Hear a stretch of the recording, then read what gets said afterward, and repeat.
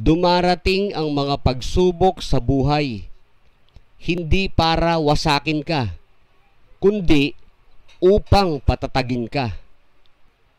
Huwag kang mainis kung may hindi magandang nangyari sa araw mo.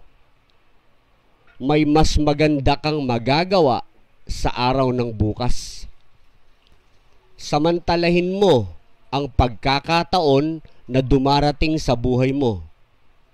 Dahil may mga bagay na minsan lang nangyayari sa buhay mo.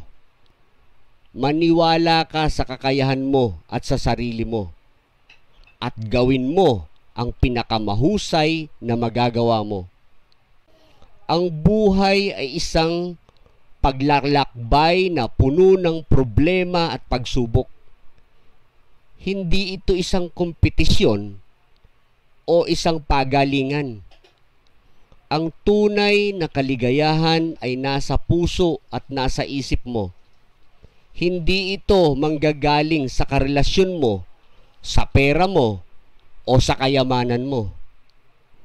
Kung sa tingin mo ay wala ng solusyon ang iyong nararanasan, ang Diyos ang gagawa ng paraan.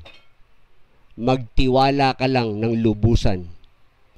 Punuin mo ng salita ng Diyos ang puso at isip mo at mawawalan ng puwang si Satanas sa buhay mo.